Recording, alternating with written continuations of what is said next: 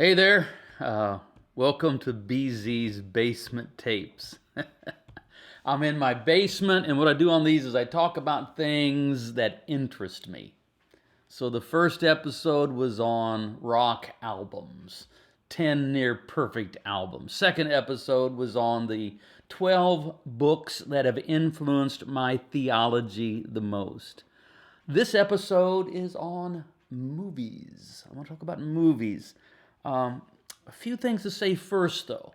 Uh, when it comes to rock albums, if I do say so myself, I think I'm like expert level.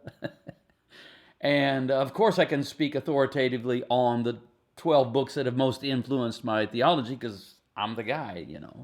Uh, Movies, I'm a little, I like movies because I like story and I like stories, but I'm not a full on crazy movie geek. I don't claim to be an expert on cinema. But I like movies. And there's some that I really like.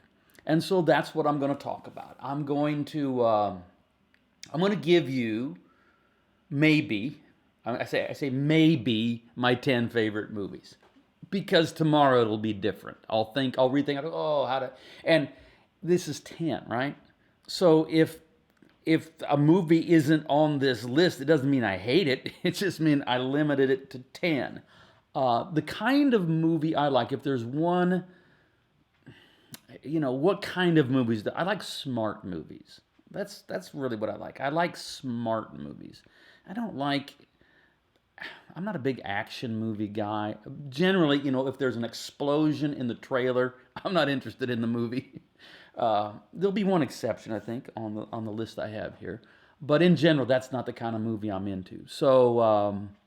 And I'm not. I don't want to. Maybe people will get mad and tune off here. But I haven't watched any of the, like, whatever they are, these comic book the Batman. I haven't watched any of the Batman movies or any of the Spider-Man movies or any of the Ant-Man or whatever else they are. Those things just don't do it for me. So anyway, here we might as well just get started. We got enough to talk about with the movies, so let's get started. I'm going to give them to you in the order that they came out. The year that they came out. So it's not ranked, from 1 to 10. This is chronological order. So 1957, The Seventh Seal. This could be the least known on the list here. This is a Swedish movie with subtitles. It's the only black and white movie on the list. Ingmar Bergman, famous, I mean, if you're into that thing, famous Swedish movie director. I love this movie. I love The Seventh Seal. The actor that plays it, well, I guess I should set it up here a little bit. It's set in the Middle Ages during the Black Plague in Sweden, and a knight has returned from crusade from the Holy Land. Antonius Block, the actor that played him, just died recently, within the last, I don't know, few weeks, months. He was in his 90s. And so he's coming back to Sweden, and in the middle of the Black Death. It's the perfect movie to watch during a pandemic, in my opinion. This was like the first movie I watched when we went into quarantine. I thought, this is the movie I'm going to watch. And I watch it pretty regularly. I love this. I can watch it over and over. The film opens with a quotation from the book of Revelation 8:1. And when he opened the seventh seal, there was silence in heaven for about half an hour.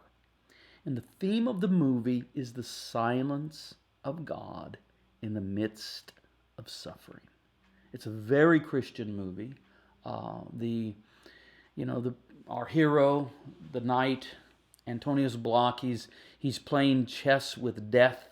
And he's trying to, if he wins, he gets to stay alive. If he loses, he dies and has to join the dance macabre. But there's a lot of Kierkegaard themes in it. There's really a theme of how do you find joy and meaning in life knowing that death is inevitable. And I think the answer that's given to us is it's Christian faith. I won't try to explain, because if I try to explain, we'd be here for hours on each one of these. But and that movie, though maybe not well known, is highly acclaimed. If you go to film critics lists of all-time greatest movies. That one will generally show up on the list. The Seventh Seal. So I highly recommend that one.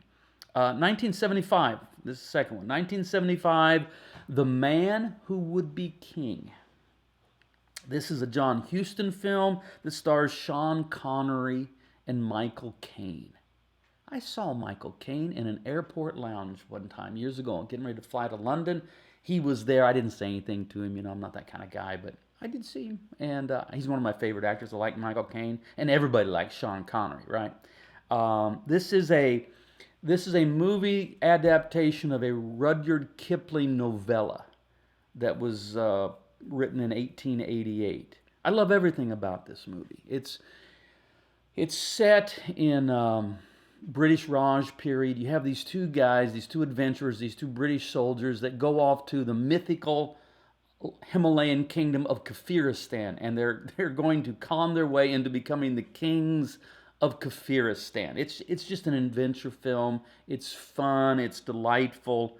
The first time I saw it, I'm going to say it was probably 1991. I'm pretty sure that's the year, 90 or 91. And I was sick. And it was flu, puking sick. And so much I went to the doctor because I just couldn't stop puking. And then Saturday came along, and I just told Perry, I said, I don't think I'm going to be able to go on Sunday morning. And she, on her own, she called up an associate pastor of another church in Kansas City, and he came in and filled in for me. And by the way, that's the only Sunday I've ever missed not preaching due to sickness. It still kind of haunts me. I missed one. I have a perfect record for 38 years, but I've got that one blemish. But anyway, that Sunday rolled about, and I really was feeling pretty good. I could have gone and preached, but it had already been set up. And so I stayed home. It's like, maybe the only time in my life that on a Sunday morning I just stayed home and watched TV. That's never happened. And I found this movie. And I love that movie. I don't know what other people think of it. Tell me in the comments if you've seen that movie and like it. It's a fun movie, and to me, the story's always got to be great. And that's and I've read the Rudyard Kipling novella, The Man Who Would Be King, and it stays very, very close to it, and that's part of why it's good. Number 3. This movie came out in 1997. This will be the weakest one on here. This is the one where you might roll your eyes and go, really? Really, Brian? I mean, 10 movies and you put this one on here? I get it. You're probably right. But still, I'm going to put it on here. Number 3, The Game. This stars Michael Douglas and Sean Penn. And it's a thriller. I can't talk too much about it because if you haven't seen it and you want to see it, I don't want to talk about it. It's on there for I'm going to say this much. It's on there for the ending. Because those of you that have seen The Game, I didn't see that coming. To me, it's like the most unsuspected ending I've ever seen in a movie. I remember I remember the first time I saw that. I was on a flight, a Swiss Air flight from Zurich to New Delhi. And I watched this movie. I had a guy that was traveling with me. He was sitting next to me. This is terrible. This is a terrible thing I did, but I'm going to tell you about it. He was asleep, It's a long flight from Zurich to New Delhi, flying through the night or whatever. And I watched this movie, and when the ending happened, I was so freaked out. I just woke him up. I said, you got to watch this movie. Wake up, wake up. You got to watch this movie. And I made him watch the movie. I think I've seen it within the last few years again, and I don't know that it's kind of maybe it's set in the 90s or whatever, and it's maybe a little dated. It's not the greatest movie ever, but I really liked it, and so I'm not going to. If you say, Brian, there's 100 movies that should be on the list before that one, I'll say you're probably right, but I wanted to tell you about that because I did like it. Number 4, 1998. The film director is Terrence Malick. Definitely my favorite film director. And the movie is Thin Red Line. This is one that would have explosions in the trailer. This is a war movie. This is a anti-war movie. It's a dramatization of the Battle of Guadalcanal. And who does it star? Well, it stars everybody. All the men, anyway, because there's a lot of, I mean, it's a war film, so it's mostly men. Here are some of the actors. Listen to this. This is not all of them. This is some of them. Sean Penn, Adrian Brody, Jim Caviezel, George Clooney, John Cusack, Woody Harrelson, Nick Nolte, John Travolta. All in one movie. That's rather remarkable. It's almost 3 hours long. It's long, and of course it has the Terrence Malick trademark beauty. So how do you make a war movie beautiful? Well, watch Thin Red Line. Again, it's a war movie that makes a powerful anti-war statement. I just totally love this movie. Number five. Oh, number five. Here, put my watch out here so I see how much time I'm going to spend on these. Number five, big asterisk.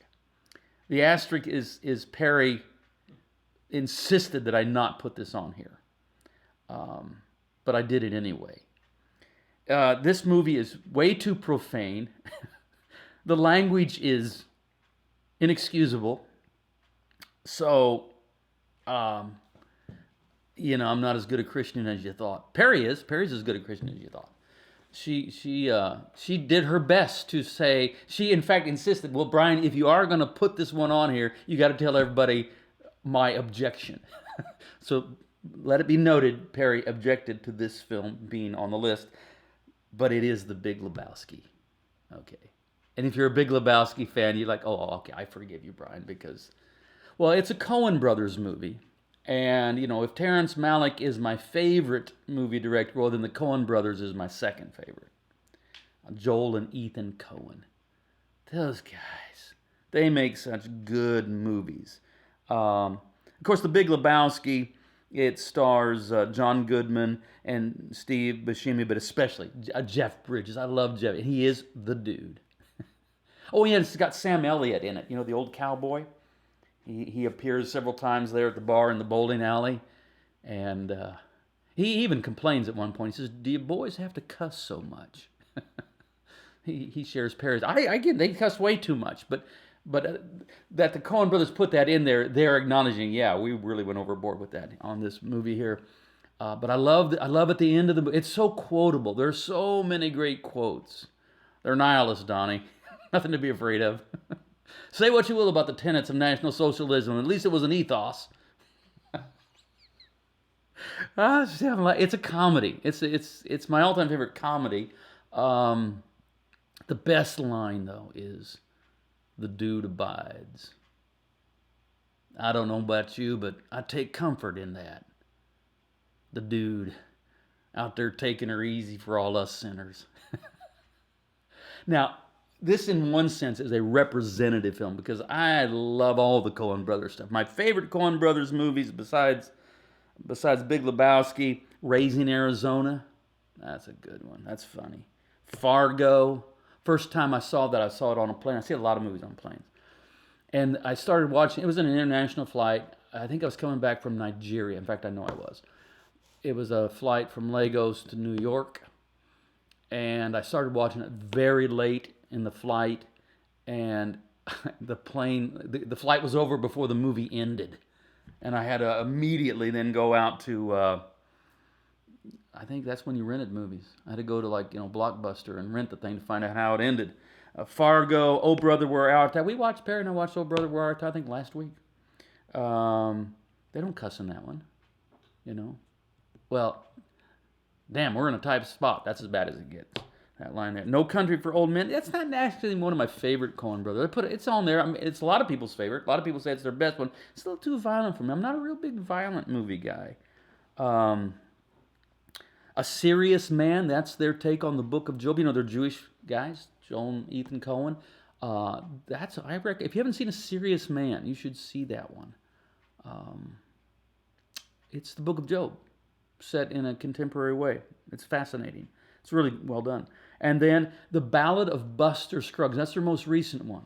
It went direct. It's a Netflix thing. Went directly to Netflix. I don't think it got the credit and the attention that it deserves. It's a brilliant. It's 6 vignettes, all set in the American West, all dealing with death. That's the theme. The theme is death. Sometimes it's dealt with in humor, or the absurdity of death, or the inevitability of death or the ugliness of death or whatever. Um, I think it's fantastic. I've watched it like repeatedly. I've watched it a bunch. I've probably watched it. I mean, it just came out what, like last year, and I've probably watched it 7 or 8 times.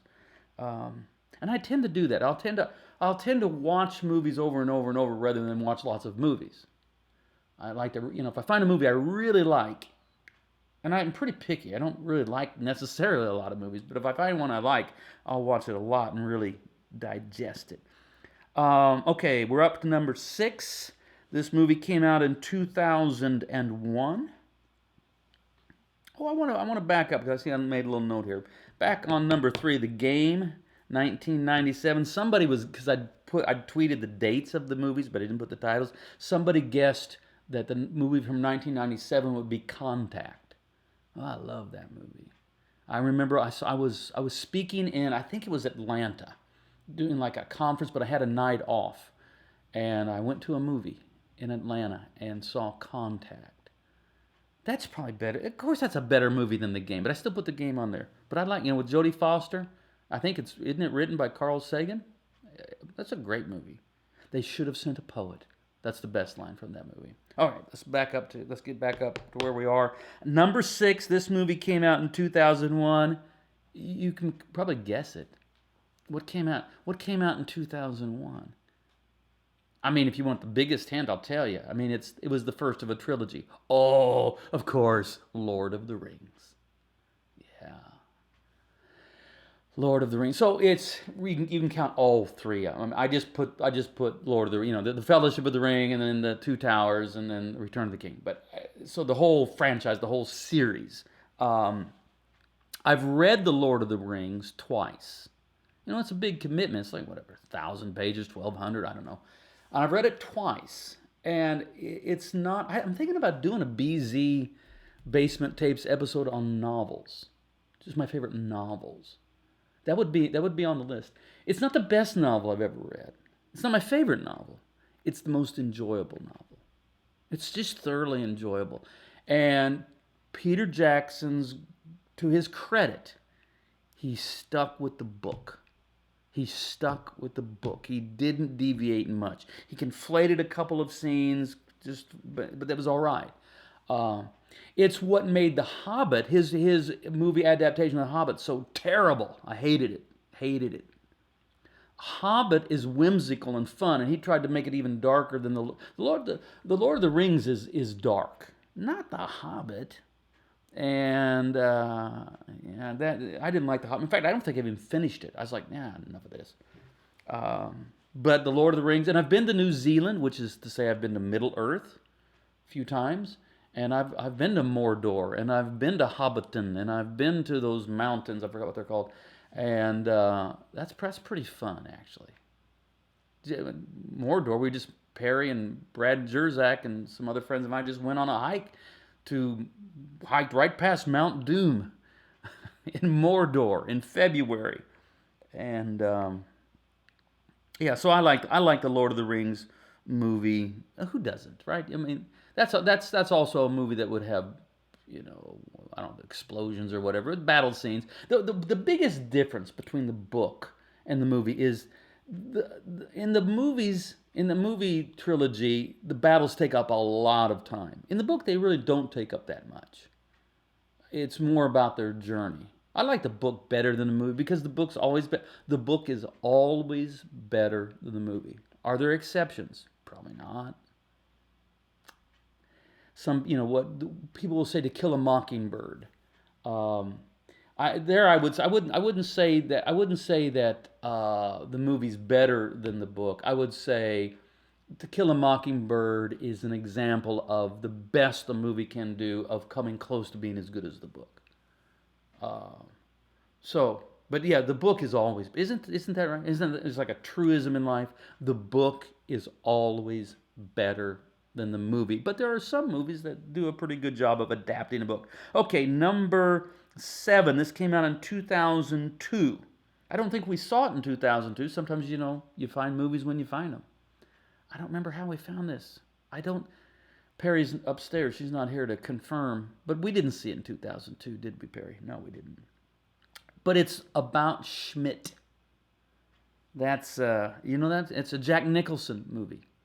Jack Nicholson and Kathy Bates are in it. It's a comedy drama. It's a comedy, but it's a drama. But it's got a message. This is a redemptive film. This is it takes place mostly in Omaha, between Omaha and Denver, and on I-80, and it's about a retired, I guess what it was, the insurance salesman trying to find meaning in life, and it involves he's supporting a child in Africa in Dugu, and they're both saving one another. It's a movie about salvation. The character played by Jack Nicholson is finding salvation. He's finding a reason to live. There are parts of it that are hysterically funny. There are parts that'll make you weep or should make you weep. I think. I just can't recommend that movie enough. But that doesn't seem to be. I don't hear people talk about that movie a lot. About Schmidt. It's great. Highly recommend. Maybe you watch that tonight. Number eight. Number eight. Well, you knew this one was coming, didn't you? It's 2011. You knew it was coming. You want to tell me what it is? I'll look down there. What movie do you know is going to be on BZ's all time? It's my all time favorite movie. You know what it is? It's The Tree of Life. What to say? I could do a whole episode. I've done a podcast on The Tree of Life, meaning I was a guest on a podcast that the whole podcast was about the Tree of Life. I don't know if you can find it. I guess if you Google Brian Zahn Tree of Life, probably because I've talked about it so much, you'll probably find a bunch of other stuff. But you might find that podcast. I don't remember the name of it. I don't even know I mean, I've said so much about this movie. When was it? Last fall, was it? Last winter? Recently. We showed it in our church sanctuary on a Sunday night, and I did a commentary through it. I've been wanting to do that for years. I knew this movie was coming out. I was excited to see it. Perry and I went to the art theater in Kansas City, the Tivoli, which is now shut down. It's a tragedy. It's a commentary on America that the Tivoli in Westport in Kansas City is no longer in business. Terrible. But we went to the Tivoli and we saw the Tree of Life, and I was stunned. It just stunned me. I mean, this is the greatest Christian film ever. It is also the book of Job. It opens with a question with a text from the book of Job, and then it backs up to the book of Genesis and takes you all the way to Revelation. In other words, it takes you from creation to new creation, dealing with theodicy and where is God in the midst of pain and suffering. I think it's absolutely wonderful. It stars Brad Pitt, Sean Penn, and Jessica Chastain. Which means Sean Penn is in 3 of my all-time favorite movies. I like Sean Penn. He's a great actor. But this is, it's all Terrence Malick. It's beautiful, the sound, the theme, the cinematography, the musical score, everything. I just rave about The Tree of Life. I don't know how many times I've seen it. I saw it with Perry in the art theater. I then went back the next day and sat there with my little moleskin notebook, it's here somewhere, and with a phone light, and taking notes. And then we took our entire staff to see it. Remember, some of you were life staffers are watching this. Remember that we went down and saw the Tree of Life together. And then I think I'll just stop talking about the Tree of Life because I've talked about it so much. But you knew that was going to be on there. Oh, number 9. This is an interesting one. This came out in 2014. My good friend Brad Jerzak. He was at my house, staying at my house. He said, "Have you seen this movie?" I said, "I've not seen this movie." He says, "Oh, you must see this movie." And we sat and we watched it together. This movie I've watched, Lord knows how many times I've seen it. I've watched it within the last month. I suppose I've seen it 10 times. Calvary. Now, there's probably a number of movies named Calvary. This is the one that's directed by John Michael McDonough. I think I'm saying his name right. It's described as an Irish black comedy. Stars Brendan Gleeson. It's a very, very Christian, profane movie. It's Christian, and I'm actually being very serious. The movie opens with, I'll just tell you how it opens. It's one of these, I can't tell you how it ends because that's the thing. But it opens with a man going to confession into a Catholic church. There's a priest in a confessional, and this man relates about how he had been abused by a priest, sexually abused by a priest as a boy for many years, and that now he was going to retaliate by killing this priest. And he says, I'm going to kill you because you're a good priest. If you kill a bad priest, nobody pays any attention. But if I kill you because you're a good priest, that'll get people's attention. He says, but I'm going to give you some time to get ready. So week Sunday, he's saying a week from today, I'm going to kill you. And you go through that week with the priest, and the priest knows who the man is. And throughout the movie, you see this priest with the most dysfunctional congregation you can imagine. But he's a wonderful priest, wonderful pastor. I can't recommend this movie highly enough. I brought our leadership team over to my house. We watched it and then discussed it. But it's you don't watch it with the kids. No. And you don't show it in church. No.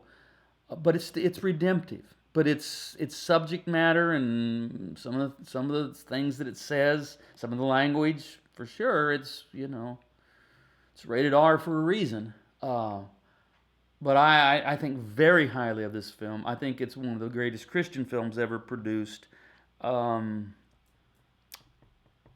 Calvary. Highly recommended. But with warning. And then number 10, 2019. You can probably guess this one too. A Hidden Life. Just came out, not long ago. Again, this is Terrence Malick. This is the third Terrence Malick movie on this list, right? So, Thin Red Line, Tree of Life, A Hidden Life. It is the true story of Franz Jägerstätter, an Austrian farmer who refused to serve in the German army and became a martyr and because of his Christian faith. It's a very Christian movie. If you want to hear me talk about it a little bit at length, go to woc.com, our Word of Life Church website. Go to the archive video and go back just about 2 Sundays, the sermon entitled The Way to the Father's House. I tell the whole story of Franz Jägerstätter. And by the way, I'm going to do... my friend Jared McKenna has set up a podcast with me and Father John Deere, who really studied the life of Franz Jägerstätter and became friends with his widow. And so he really knows Franz Jägerstätter, at least. I mean, he didn't actually know him, but he got to know his children and his widow. And so I'm going to have a podcast discussion sometime soon with Father John Deere. Some of you know who him. He's a well-known Catholic priest, activist. I've been in a film with him, but I've never actually met him. So I'm looking forward to that. But the story of Franz Jägerstätter, it's 3 hours long. I've seen it 8 times. The first time in an art theater. They have another art theater in Kansas City now. Now the Tivoli's shut down. It's not very good. It's just, as a theater, it's not very nice. And then I saw it twice on flights rather. Flying to New Zealand and then flying in February and flying to Israel and also in February, end of February. And then I've watched it 5 times at my house. If you watch it, pay attention to how often you see the cross, a crucifix, or the church in the background. Over 100 scenes. And then pay attention to how often you hear the church bells. I didn't count, but the first time you hear the church bells is actually Franz Jägerstätter himself ringing it, because that's what he did. He rung the bell, trying to wake these people up to what was happening. And then the last time it rings, it's tolling for him. But you hear bells at significant moments throughout the movie. Also pay attention when you hear thunder. That's also symbolic. And again, it's a Terrence Malick movie, so it's absolutely exquisite in its beauty. Just to look at it. I mean, this is the guy that made a beautiful war film. You say, well, that can't be done. He did it. You should watch Thin Red Line for that. Watch all Terrence Malick. Well, not all. Sometimes Terrence Malick goes a little too artsy, even for me. I like art films, but he sometimes it's like, come on, what do you? Why don't you just maybe have actually something like a plot? But when he hits it, he hits a home run. And so number 10, the most recent, is A Hidden Life. I've got a bonus. I've got two more. I've got two more that need to be mentioned for a couple of reasons. So we're gonna have 12 actually. Number 11, or at least it's number 11 or number one bonus. I don't know. Came out in 2007, and this is on here because Perry insisted, and rightfully so. This is a great movie, but Perry just said, you must mention this. You have to, and she's right. And it's the movie Once. Do you know the movie Once? It is it's a musical drama, I guess you would describe it. It stars Glenn Hansard and Markita Erglova, who are musical performers, and they sing. I mean, it's kind of about them falling in love, but them also making an album together, and it's set in Dublin. This movie was made for this movie. I was looking some stuff up yesterday. The budget for this movie was $150,000. That's like the catering budget for one of these big time movies. I mean, it made $23 million and it cost $150,000. It's just a beautiful, beautiful, beautiful movie. The first time I saw it. I was flying. I see a lot of movies on airplanes. I used to be on airplanes a lot. Now I sit in my basement and talk to you.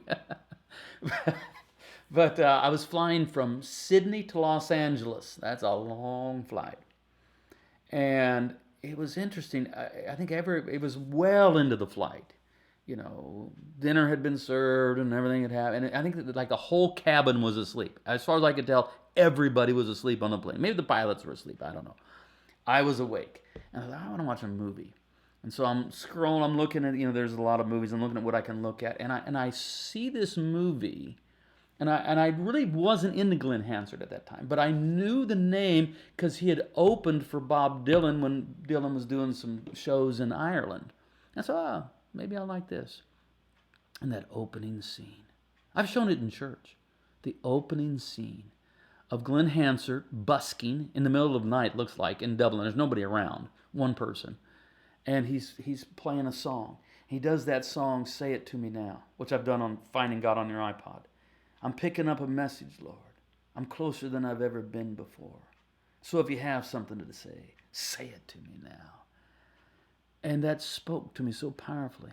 I wrote that down and I preached that Sunday a sermon called Say It To Me Now. And then a few months later, I watched the film and then I got back and then I said, Perry, you got to see this. And we watched it.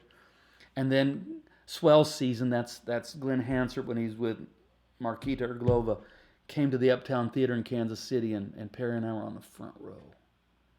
And Glenn Hansard walks out, and he unplugs his guitar.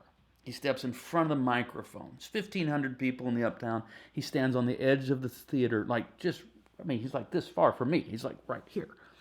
And completely acoustic, right? 1,500 people, completely acoustic. No sound system. He does that song.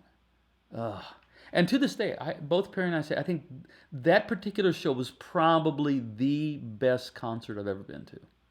Swell Season in Uptown Theater. I don't remember what year. The movie, though, came out in 2007. That's when I saw it. That's a wonderful movie. And then one last movie. This is the last one.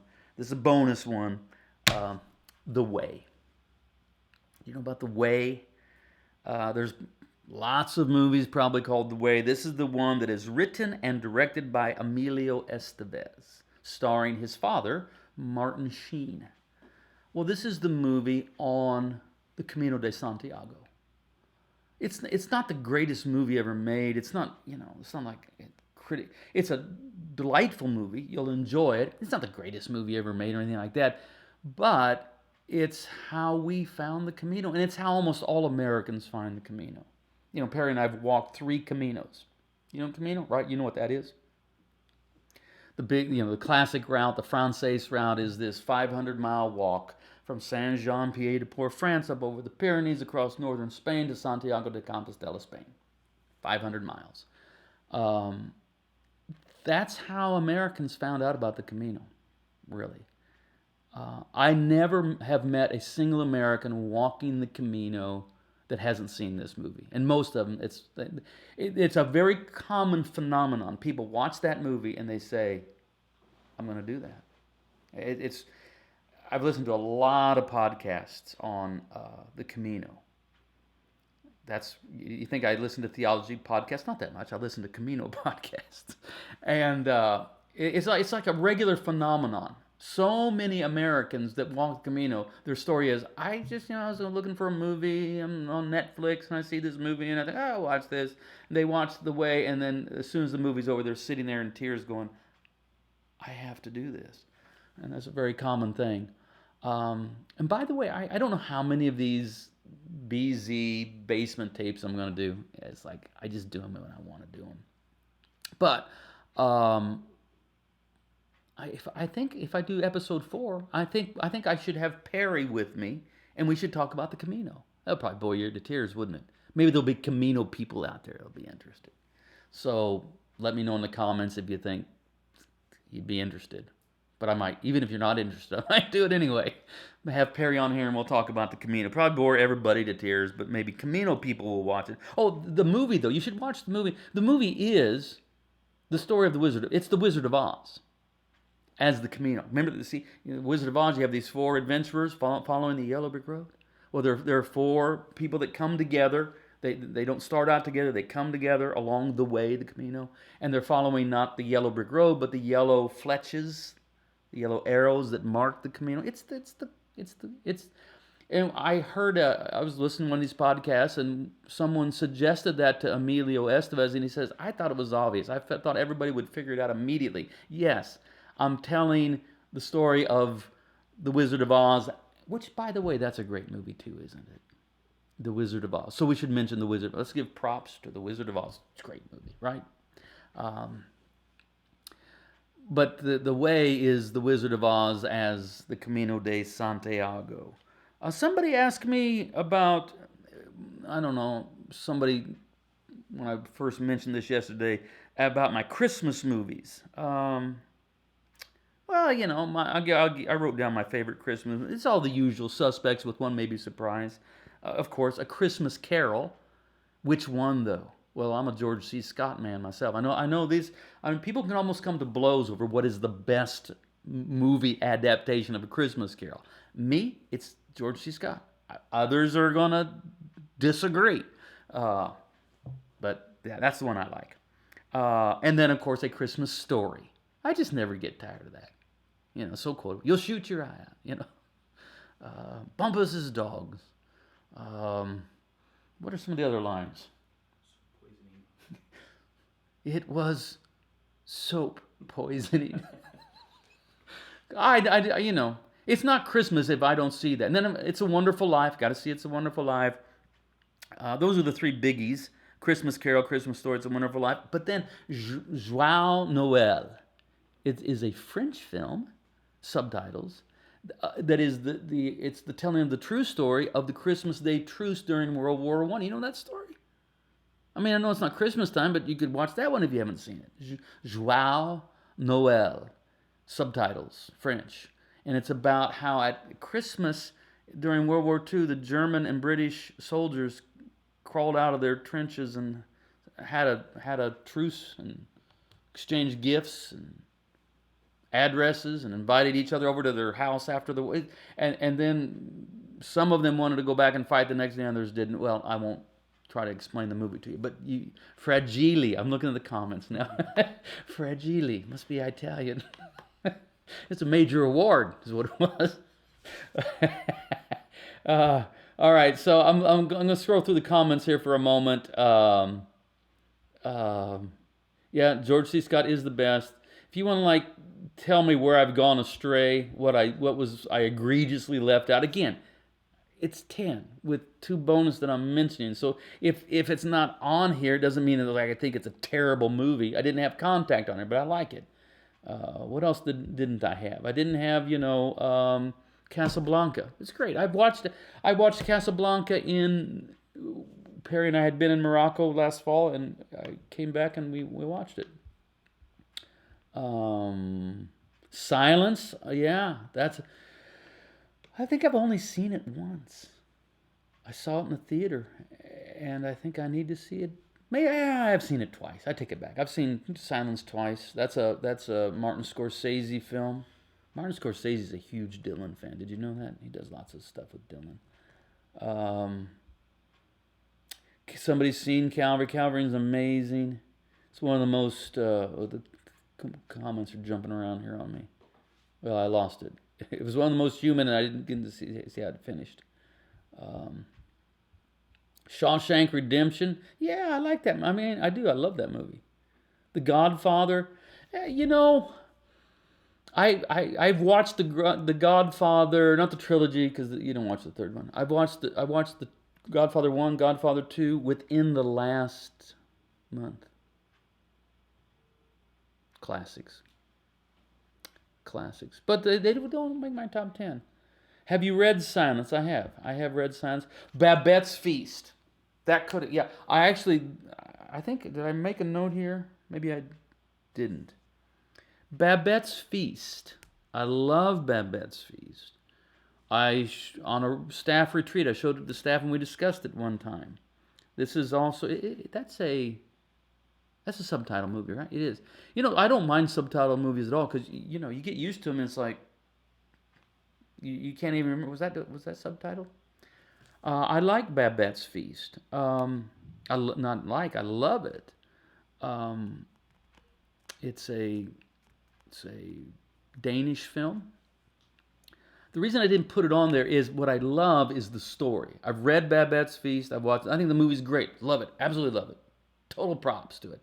But it's a simple movie. But it's a profound message. But yeah, I love Babette's Feast.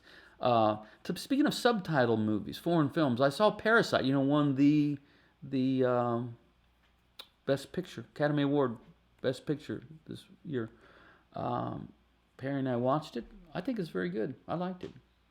I don't eschew foreign films. In fact, I embrace them. I don't watch too many French foreign films because they're all these, they're all the same existential angst, and then the movie ends. It's like, what? Okay. The Mission, yeah, I like The Mission. I don't know if it's the greatest. I like it.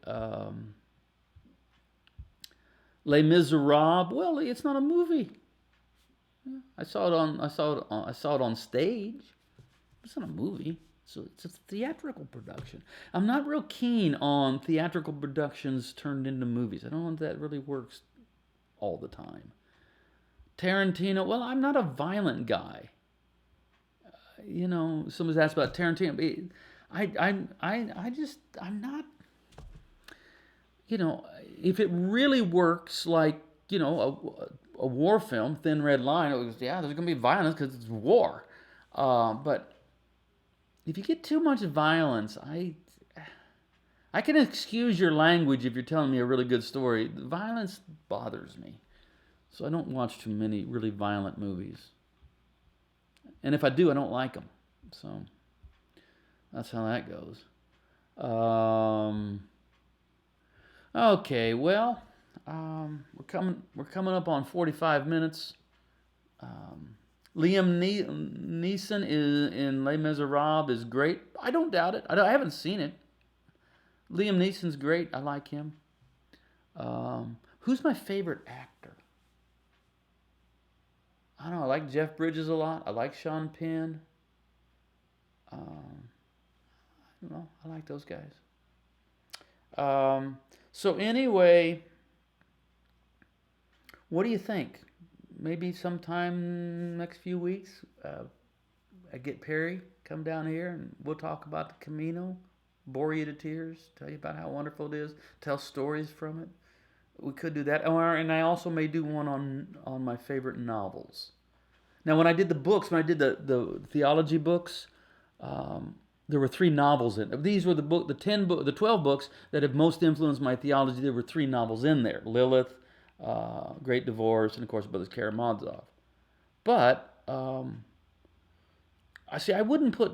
I don't know that I'd put Lilith or um, Great Divorce as my favorite novel. I don't think they make my top 10 favorite novels.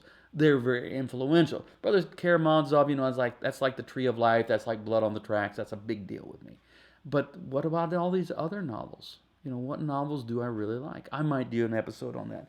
All right. Well, thank you for coming and hanging out in my basement. I haven't had supper yet. I'm getting hungry.